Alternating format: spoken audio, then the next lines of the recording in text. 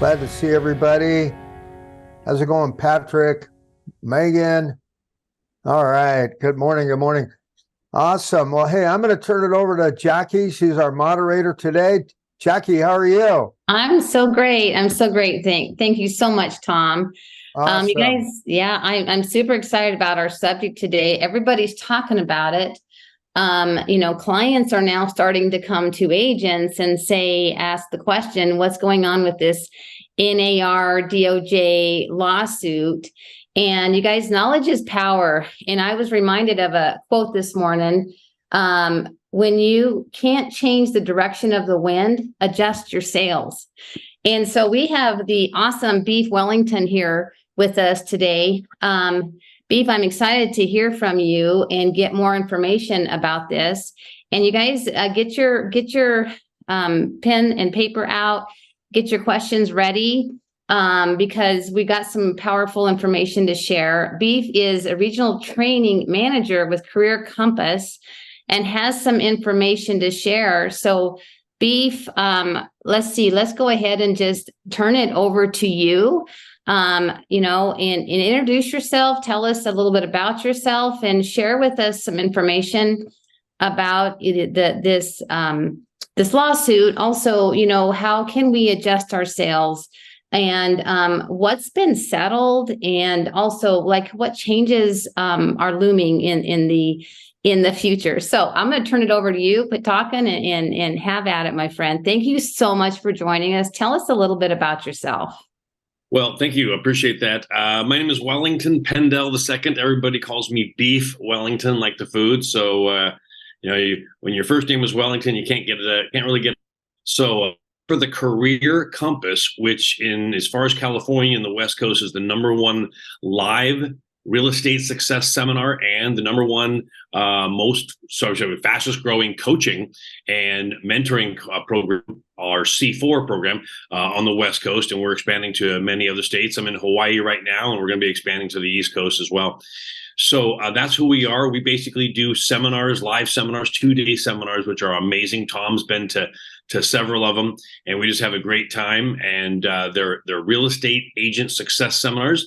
They teach you tools and techniques you can't learn anywhere else. I'll kind of give you a few here today, as well as it also renews your license with our independent third-party affiliate company. And then once you come to the seminar, you get to come back for free for life forever. So it's great training, networking, license renewal, and we even have an open bar. So it doesn't get any better than that. So that's kind of who we are. I'm hoping that a lot of people are familiar with us. If you're not familiar with us, feel free to ask some questions or go to our website, which is just the company name, thecareercompass.com. So as far as the lawsuit goes, I think the first thing we should probably do, I could go ahead and give you a PowerPoint presentation where I can just kind of answer questions. The net of this, and I'll just kind of jump right into it since we have limited time here today. The net is that back in the Trump administration, there was this case was being tried. This case was being considered by the government.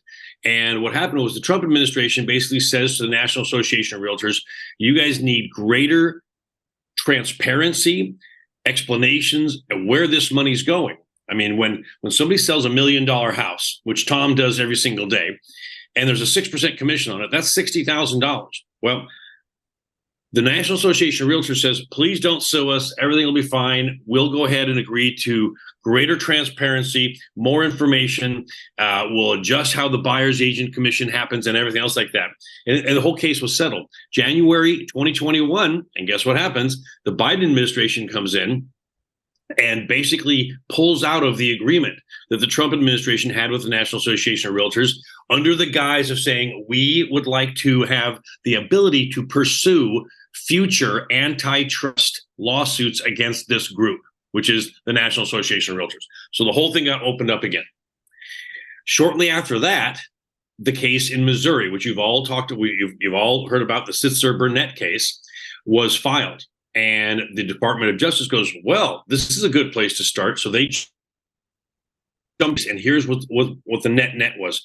Was there a conspiracy? Was there collusion between the National Association of Realtors and all the brokerages and when we're talking about all the brokerages, we're talking about the big four, and I'll talk about who that is in a second, to keep commissions high. So was there collusion? Was there a conspiracy to keep commissions at a high level? Because, for example, we have commissions anywhere ranging from 4.5 to 5 to 6, even the 7% technique, which many of you know because we teach that at the Career Compass, compared to places like Canada, which has 1%, or Australia that has 0, or Europe where it's just kind of a wild, wild west. Well, what they did is they said there's collusion, and the whole collusion is based on the fact that in our MLS system, you must put a commission on the buying side. Well, what does that mean? That means that the seller is forced, because you got to put at least $1. So there's no question of what they can do. You got to put at least $1 on the MLS's buy side. So that means there's collusion. So that was the basis of the case. And then they brought to court some training manuals. I won't mention who it was from, some training manuals that said when they trained, some of these big brokerages trained their agents, things like do not show anything under a 2% commission in the MLS. That's conspiracy. So there's the ultra Cliff Notes version of this case.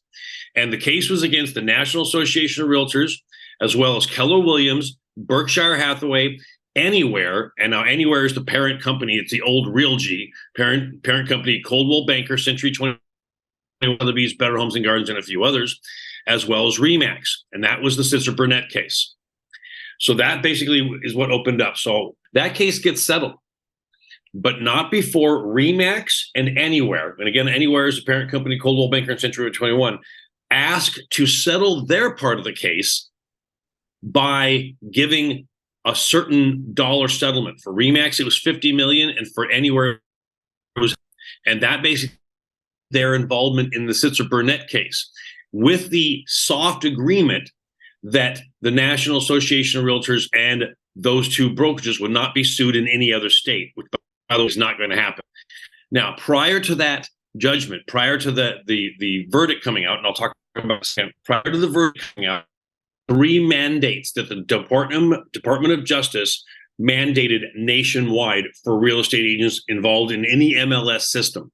And here's what they were. Number one, you cannot tell customers that your commission on the buy side is years. We were like, oh, Mr. and Mrs. Bear, guess what you can do? You can hire me to the perfect house for you, and I'm going to keep my ear to the grindstone here, and I'm going to find the perfect house, and I'm going to research it, go ahead and show you houses and help you write and negotiate for you and help you get financing and help you close, blah, blah, blah. And here's the best part. It's free because the seller is paying the buyer's agent commission. I longer say that because it is free. It's built into the price of. That's number one. You can lose your license nationwide in any MLS system if you say that. Number two, there can be no MLS system of any kind. Okay? There can be no system of any kind in the United States where you can search based on commission. So no MLS system can function where you can search the listings based on commission. And the third one, which is the big one, is as of about a month ago when this verdict came out, there can be no mandate, no brokerage. This is the big one, even for EXP and anybody else. No brokerage can mandate membership in the National Association of Realtors, the state, it's California's CAR, and the local boards. So you no longer have to be a member of our CAR and your local single state. So those are the 3 things that happened. And that's what everybody has questions about. Says, wait a minute, how do I get MLS access if I'm not a member of NAR, CAR, and the local board? Well, many people don't realize this, that your MLS subscription has nothing to do with membership at NAR and CAR. It doesn't. It's an independent thing. So that's going forward, and that's what's going to be happening. Now, just to kind of finish up this little segment of it, the verdict came down, and it was $1.8 billion. It's B with a B, billion with a B. $1.8 billion against National Keller Williams and Berkshire Hathaway. Will there be appeals? Of course there will be, but the problem with the appeals is this is a federal court, and if you want to appeal a federal decision, you've got to post a bond for the exact amount of the amount that you're appealing. So they have to come up with $1.8 billion. So that's basically takes us up through the end of the Sitzer Burnett case. And that's basically what's going on. So again, Tom or anybody, is there anybody have any quick questions that I can answer? Do we know if they've posted the I hope bond? people can for still the hear me. appeal? Beef, do we know if any, if They have not yet. So I mean, the verdict just came out a couple of weeks ago. That's what we call the big three, and that was the verdict. Now, here's the point. Here's the biggest problem with all of this. That basically sets a case precedent. What's a case precedent? A case precedent means that now some jury, some judge, some ruling somewhere has established that the National Association, as well as all the big four brokerages, have engaged in a conspiracy. So that case precedent can be transferred to any other state. Okay. So in other words, within 1 week of that verdict coming out, within 1 week, what happened was another class action lawsuit on behalf of buyers was filed in the state of Illinois within 1 week of the verdict, and it's for 10 times the amount that was in Missouri. I mean, it's for $10 billion. Now, yesterday, ready for this? Yesterday, a copycat lawsuit got filed in Georgia on behalf of home buyers. So this is going to happen in every single state. And here's the problem. The problem is, in the initial Sitzer-Burnett case, only the four big were named. So in other words, Keller Williams, Berkshire Hathaway, Anywhere, and Remax. Well, in these other cases, they're not limiting to the small to the big ones, even though that was the case precedent, because here's why. We all participate in the MLS. So we're all guilty. If you have sold or bought a house in the last 20 years, anytime, by association, you are guilty of the same conspiracy that was proven in Missouri. So now in these other cases, all the brokerages, including EXP and HomeSmart and all Home Services America and all the small brokerages are now being named in the suits, and that can happen because that case precedent is based on the MLS system. So that's the problem, and these things are going to be unbelievably. There's going to be so many of them. I mean, it's free money. Any lawyer, as of right now, any lawyer, whether it be a Department of Justice lawyer or a private lawyer, can fire up their laptop and sue any brokerage that's been in the business in the last 20 years, can sue any brokerage for any amount of money on behalf of anybody who's bought or sold a house or a group of people. And what do lawyers do? They sue, and that's what's going to happen. So let me kind of explain what this means. Does this mean that realtors are going to be out of business? No, it doesn't, because here's why. Who's going to get sued? Unfortunately, it's going to be the brokers and the owners of these brokerages. The realtors are probably not going to be getting sued because, one, they didn't own the listing. Who owns the listing? The listing is owned by the broker. So that's who not only has the deep pockets, but also is the one who owned the listing itself. Even on the buy side, it's the broker who's paid the buyer's agent commission and then gives it to the buyer's agent. So the agents are probably not going to be getting sued. One, they don't have the money. There's a saying in lawyering: don't sue people that don't have money. And number two, they didn't own the listing. So the culpability is going to be on the broker. So every broker in the world right now, in the United States right now, has a big target on their back as far as lawsuits, unfortunately, because there's going to be a big shakeup. So what does that mean? That means, unfortunately, if you're a broker, you should probably be nervous. If you're an agent, it probably represents the biggest change in real estate that you're ever going to experience in your life. And it's not going to be buyer's agents who save buyer's agency, because here's what's going to happen. Countrywide, I mean, all the way through the United States, they're going to be removing the rule in the MLS that you have to put a buyer's commission in. That's going to be gone, because that was part of the conspiracy for the first time. Because if the seller is forced to put a commission on the buy side, so in other words, the buyer's agent is being paid by the seller, someone who is working against their interest, because the buyer's agent is trying to get the best price. The seller is trying to get the highest price. That's collusion. That's conspiracy. That's what they proved. So what's going to happen is all the rules in the MLS that you have to put at least $1 in the MLS will go away. Does that mean that buyer's agency goes away? It does. And by the way, don't listen to any of these pundits online or on YouTube or on the TV that say all you got to do as a buyer's agent is improve your skills and you'll be worth the commission. That is absolutely wrong. I'm sorry, it is. That ship has sailed years and years ago. For the last 40 years, we've been telling people that our commission on the buy side is free. We are not going to say, hey, look, I've improved my skills now. Now I'm worth the 2.5% on the buy side. That's not going to happen. What's going to happen is listing agents will save buyer's agency. Listing agents. I know that sounds very counterintuitive. I'm going to say that again. Listing agents will save buyer's agency. And here's why. Only the agents who know advanced tools and techniques like the EAT, the PAT, the lawyer letter, the 7% technique. For everybody here, if you do not know the 7% technique, and Tom knows well, if you do not know what the 7% technique is, you need to run to a Career Compass seminar or to our C4 program so you can learn that. That is a revolution in this industry. People like Tom Daves, Marguerite Crispillo, and all these big agents have been using this technique for years, and it's literally magic. And it is the one thing that's going to be saving buyer's agency, because you must have tools and techniques to show the seller that it's in their interest to put a commission on the buy side. Most realtors out there are going to go, oh, well, this is more money in the buyer's pocket because they won't have to pay a commission on the buy side. Wrong. That is not wrong. That is a system to drive down equity.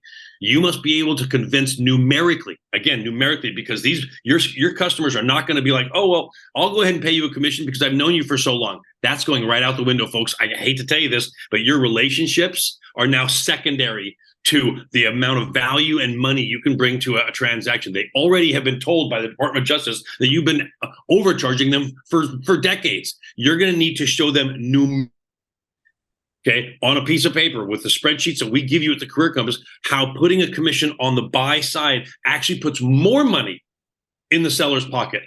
I know many of you don't understand that, and please do us all a favor. Learn that principle. Many of you do know it. Many of you have been to the Career Compass. I'm telling you, it's going to be a bloodbath, and the agents who are able to do that are going to be the ones who not only survive this, but expand their business and increase their market share by leaps and bounds. And that's what's going to be happening, because these lawsuits are going to be happening everywhere. And as a real estate agent, if you can show your sellers that putting a commission on the buy side puts more money in their pocket, and we will show you how to do this very, very simply, that is the agent that's going to be succeeding in the future. I have a question. Can you hear me? Yep. Yes. Yep. Okay. So obviously NAR dues and will be optional, looks like. So probably half of the agents will not be paying the dues anymore, which means NAR is losing half of the revenue plus 1.8, probably more billions in settlement. So chances, they're going to be in trouble, may go under, down the road, we may not have NAR anymore. Who knows? But the question is, so if the agent doesn't pay NAR dues today, they don't have access to the forms, right? I mean, one of the benefits of NAR, you have win forms, and then they can charge for win forms $1,000 a year, which is membership dues, pretty much. Or how it's going to be. I know not every real estate agent is a realtor, especially commercial agents, right? So, but that will probably change too, right? So we will be able to use different forms now. Well, I would just like to chime in. NAR has done so much for our industry, and they've done so much for our clients. Good question. I always get this question. All right. You're 100% correct.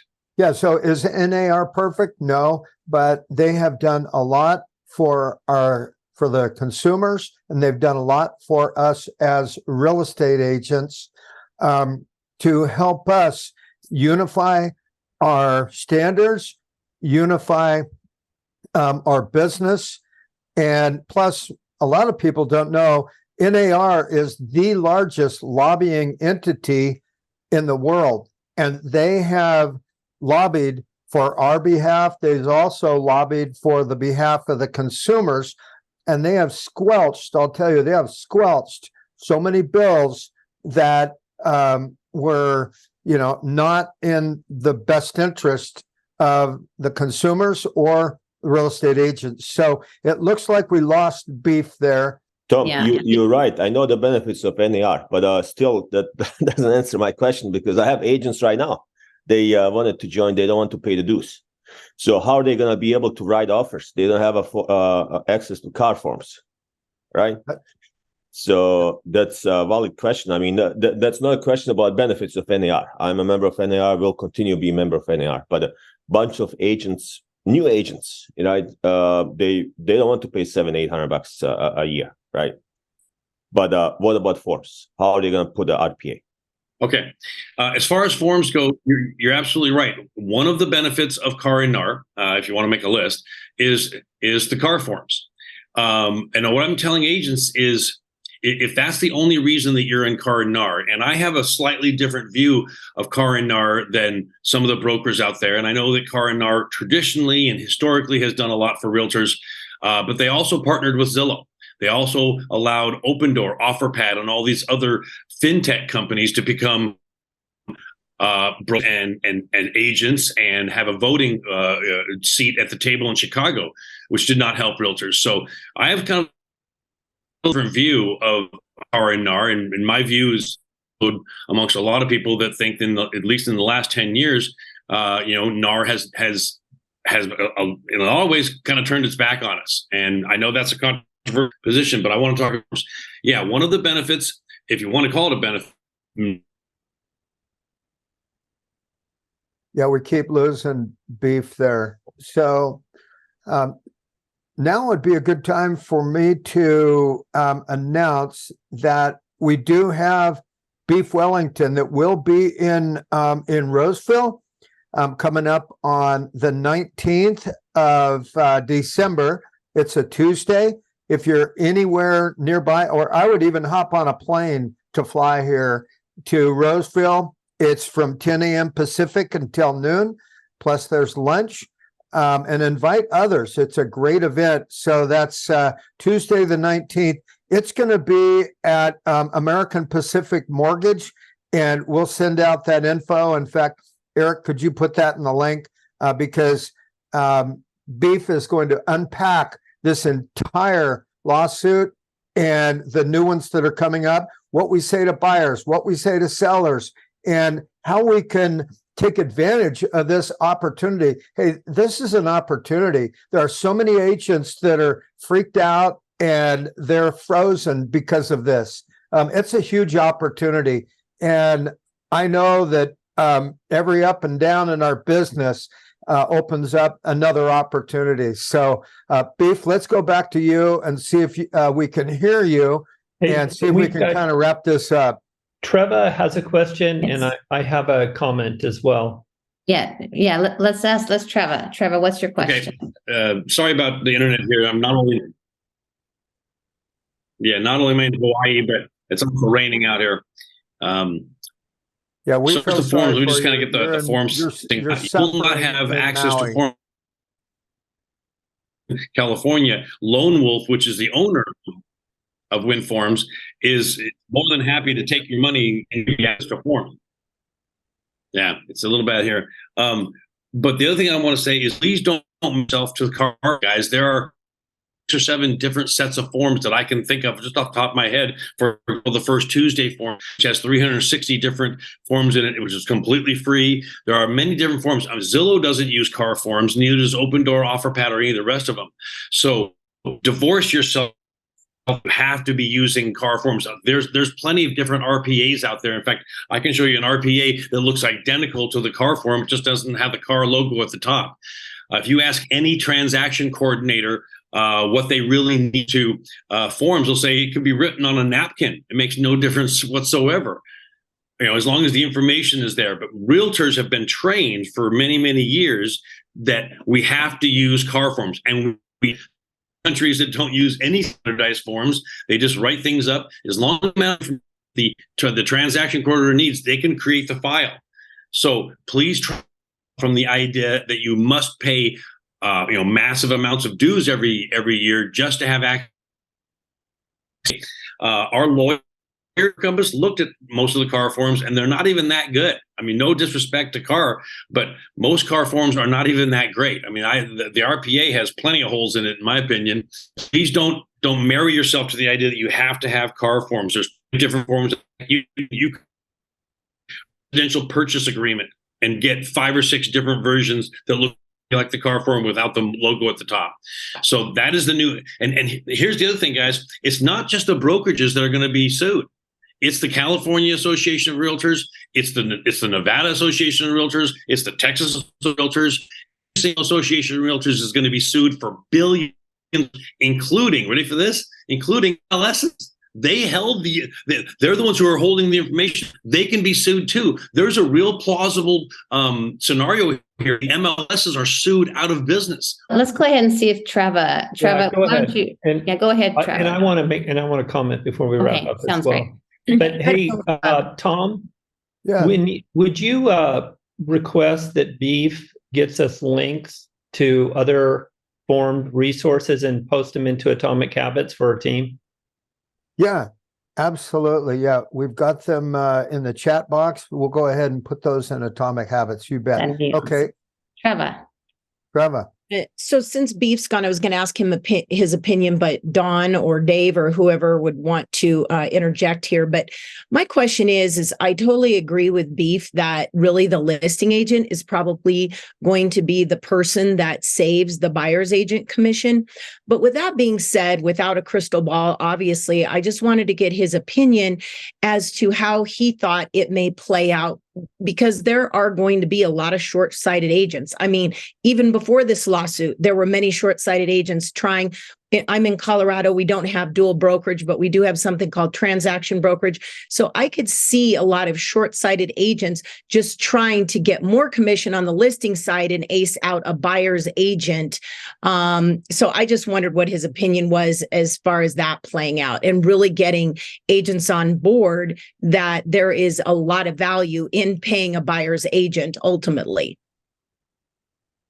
Well, Trevor, I would speak to that by saying that I think we've all been taught and understand that price is a function of supply and demand. Okay, so if the listing agent is the only one bringing in the buyers, there's a high probability that the seller will not be able to sell their property for as much money because they're eliminating 99% of the buyer populace. And so I think it's a pretty easy argument to suggest there's value in including a buyer's agent and their buyers to the table and to the benefit of the seller. But how we articulate that, I think, is something we all need to be schooled on so that we do it in a compliant way. And so I don't think that we're going to see that part of it go away. It's just the law of supply and demand are far, far too strong for that. Actually, our system of competition and cooperation is in my mind, one of the best business structures in our entire society, of organizing literally 1 million people to cooperate in a sales event that's, for most people, the most important event in their lives. So I'm quite confident that we're going to get through this. It's going to be really interesting to see how it progresses. I'm sure it will bankrupt some companies. It is news to me that, according to Beef, that these guys are going to have to post a $1.8 billion bond in order to appeal. I presume that that's fractioned out amongst them, I hope. But that's quite a steep event that's going to have to occur. That might bankrupt some of them. I know that Anywhere is pretty laden with debt, for example. We don't have access to KW's books because they're not a public company. But that alone could sink them. The other thing, though, I think you guys, the way I'm looking at this, whenever things get really rough, one of the things that I ask myself is, well, what can I do? And one of the things that I'm becoming increasingly aware of is that if you're a broker right now, especially a big broker, man, I would have had my brokerage for sale like within 10 minutes of that verdict. Okay. I personally have been in conversation with a broker of over 1,000 agents that would not give me the time of day before that verdict came out. Okay, so if you guys want to think about, well, what can I do today to make this a win? It would be obviously increase your listing focus. I would say job one. Number two, learn how to articulate the value so you do save the buyer agency for your cooperating agents. And then number three, start identifying and get us in front of Tom and I, and the rest of your leadership team are happy to assist you with any independent broker. The bigger, the better. The bigger they are, the more probable they are of being named in the suit. So this is a time to be fearless, because it could end up you could end up landing a 500 agent brokerage that would not have given you the time of day before. So those are my 2 cents. Awesome. Okay, Beef, any other final thoughts? Well, I keep cutting out. I apologize for, it's Hawaii. It's tough here, No, I agree with what that gentleman said. If you're a brokerage, you're going to see a lot of people sell their brokerage, but the problem is who's going to buy right now, taking on all that liability. There's going to be lawsuits. Some of them are going to be settled. And he's right. When we talk about the lawsuits, the bigger the brokerage, the more likely they're going to be named in lawsuits. But everybody's going to be named. If you've been in business for anywhere in the last 5 to 10 years, and you've engaged in buyer's agency or listing, because it's the listing agent that put the commission up, the agency is the one that paid it. Basically, you're probably going to get named in a suit, and a lot of these lawyers are going to say, "Okay, we'll sue you for $1 million and we'll settle for $200,000." Well, it doesn't take very many of those to put brokerages out of business, and that's what's happening. I think there's going to be a lot of brokerages because they're not going to have the liability going forward, but I think they're going to be going out of business. As an agent, from an agent standpoint, make sure you learn tools and techniques that show the value of what you can do both on the listing side and on the buying side. You must be able to show the seller, once again, numerically, why putting a commission on the buy side drives the price up, increases equity, and increases the comps in the area and puts more money in their pocket. That's going to be a very important thing. Otherwise, we're going to go back to pre-1994. Many people don't know this, but prior to 1994, there was no buyer's agency in the state of California and many other states. It's only about a 30-year-old thing. And if we go back to that, you're going to cut half of all this business overnight. So we must be able to, as listing agents, show value and show how the system works. And that's one of the things that Gary Keller, as well as Ryan Gorman and all these other big guys on Capitol Hill, is get rid of the rule that you have to put a commission on the buy side, knowing that decimates the case from the Department of Justice, because now they can't prove collusion or conspiracy, knowing that wouldn't change our business any, because any good listing agent knows that they must put a commission, and a good commission, on the buy side to attract the best buyers and the best buyers agents to view their houses and make the best offers. I'll go ahead and leave it there. Awesome. All right. Well, we're looking forward to some information, maybe from you, Beef, on where we can access these trainings outside of, if you're not in the Roseville area. And you guys, just like, we're saying, every difficulty presents opportunity for those who adjust their sales accordingly. And that's why we're talking about this, to see what we can do to get better.